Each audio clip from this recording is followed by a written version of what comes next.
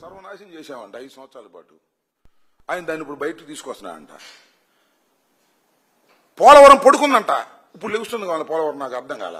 అమరావతి ఆగిపోయిందంట, ఇప్పుడు అమరావతి పరిగెత్తుందేమో నాకు అర్థం కాల. నేను చూశాను అమరావతి భలే పరిగెత్తుంది వర్షంలో, వర్షం మొత్తంలో పరిగెత్తా ఉంది. నేను అడుగుతా ఉన్నా, సిగ్గు ఎగ్గు లేకోకుండా అబద్దాలు ఆడటంలో నారా చంద్రబాబు నాయుడు గారిని మించిన వ్యక్తి మరొకరు లేరు. పోలవరం విషయం గురించి నేను చెప్తా ఉన్నా, పోలవరాన్ని సర్వనాశనం చేసినటువంటి వ్యక్తి నారా చంద్రబాబు నాయుడు గారు. ఇవాళ మీకు గుర్తుందో లేదో, పోయినసారి 5 సంవత్సరాలు పరిపాలన చేసినప్పుడు సోమవారం పోలవరం అని వెళ్ళేవాడు, ఇప్పుడు వెళ్ళటం మానేశాడు. ఎందుకంటే వెళ్ళి అక్కడ నాశనం చేశాడు కాబట్టి ఇంకెళ్ళటం అనవసరం అనేటువంటి పద్ధతిలో ఆయన రిపెంట్ అయినట్టున్నాడు. అందుకని ఇవాళ అక్కడికి వెళ్లే పరిస్థితి లేదు. సోమవారం పోలవరం అని మానేశాడు, ఇక్కడ కూర్చొని కబుర్లు చెబుతా ఉన్నాడు. పోలవరాన్ని సర్వనాశనం చేసినటువంటి వ్యక్తి నారా చంద్రబాబు నాయుడు గారు. అదేమంటే డయాఫ్రమ్ వాల్ మేము జరగొట్టామంటున్నాడు. ఆయన కాఫర్ డ్యాములు నిర్మాణం లేకోకుండా డయాఫ్రమ్ వాల్ వేసి తప్పిదం చేసినటువంటి వ్యక్తి నారా చంద్రబాబు నాయుడు గారు. ఇది నేను చెప్పింది కాదు, స్పెషల్ కమిటీ చెప్పినటువంటిది. ఇంటర్నేషనల్ కమిటీ ఒకటి వస్తే ఆ కమిటీ చాలా స్పష్టంగా వివరించినటువంటి సందర్భాన్ని కూడా మనవి చేస్తున్నా. ఇవాళ ఏదో 2027కు పూర్తి చేస్తామంటున్నాడు. నాకైతే నమ్మకం లేదు. 2027కు కూడా పూర్తి చేసే పరిస్థితుల్లో ఇవాళ చంద్రబాబు నాయుడు గారు లేరు. దాని మీద దృష్టి కూడా పెట్టడం లేదు. దానిలో వచ్చే కమిషన్ల కోసం మాత్రమే ఆయన కక్కుర్తిపడేటటువంటి కార్యక్రమం చేస్తున్నాడు అనేది నాకు చాలా స్పష్టంగా అర్థమవుతున్నటువంటి అంశమని కూడా ఈ సందర్భంగా నేను మనవి చేస్తున్నా.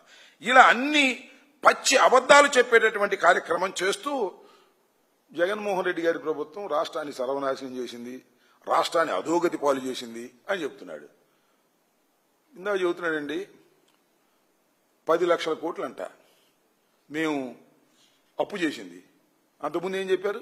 6 లక్షల కోట్లని సభాముఖంగా చెప్పి ఇవాళ మళ్ళా 4 కలుపుతున్నాడు. అంతకుముందే ఎన్నికల ముందే 14 లక్షల కోట్లని చెప్పాడు.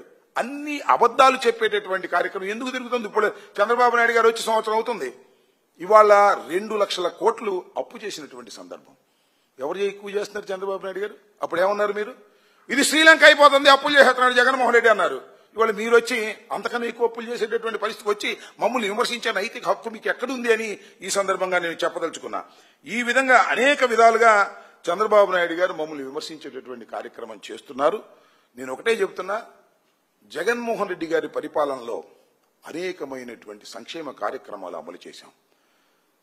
2.7 లక్షల కోట్ల రూపాయలు ప్రజలకు డీబీటీ ద్వారా ఇచ్చినటువంటి సందర్భం. అంతేకాదు, గ్రామ స్థాయిలోనే అన్ని సమస్యలు పరిష్కరించుకునే విధంగా గ్రామ స్థాయిలోనే అన్ని కార్యక్రమాలు చేసినటువంటి మా ప్రభుత్వాన్ని ఇవాళ చంద్రబాబు నాయుడు గారు విమర్శించేటటువంటి కార్యక్రమం చేస్తున్నారు. అదేమంటే సింగపూర్ అంటాడు, ఇప్పుడు రాజధాని గురించి మాట్లాడుతున్నాడు. రాజధాని ఆగిపోయిందంట, ఇప్పుడు పరిగెత్తుందంట. మన సింగపూర్ వెళ్ళి వచ్చారు, ఏమైంది రాజధాని? వాళ్ళు ఏమైనా పెట్టుబడులు పెడతామన్నారా? ఎంత అభూత కల్పనలు చెప్తా అంటే చంద్రబాబు నాయుడు గారు సింగపూర్ ప్రభుత్వమే ఇక్కడ పెట్టుబడి పెడుతుందని చెప్పాడు. చివరికి సింగపూర్ ప్రభుత్వం కాదు పెట్టుబడి పెట్టేది, సింగపూర్లో ఉన్నటువంటి కొన్ని ప్రైవేటు కంపెనీలతో ఒప్పందం చేసుకుని వాళ్ళ దగ్గర కిక్ బ్యాక్స్ తీసుకుని రాజధానిలో డబ్బులు కాజేయాలని ప్రయత్నం చేశాడు. ఆ ఈశ్వర్ అనే వ్యక్తిని అరెస్ట్ చేసి లోపల పెట్టారు, అన్యాయం చేశారని, అవినీతికి పాల్పడ్డాడని. దాంతో మొత్తం గోల్మాల్ అయిపోయింది. ఇవాళ వెళ్ళి అడిగాడు, వాళ్ళు రామ పొమ్మన్నారు ప్రైవేట్ కంపెనీలు కూడా, వచ్చి మా మీద పడేటువంటి కార్యక్రమం చేస్తున్నాడు. ఇవాళ రాజధానిని కూడా సర్వనాశనం చేసేటటువంటి పరిస్థితిలోకి వచ్చాడు చంద్రబాబు నాయుడు గారు. ఎందుకంటే 53,000 ఎకరాలు ఉంటే అది పూర్తి చేయకోకుండా ఇంకా 43,000 ఎకరాలని తీసుకోవాలనేటువంటి ఉద్దేశంతో ఏమి లేదు, అన్ని తాకట్టు పెట్టి డబ్బులు తీసుకుందాం అంతే.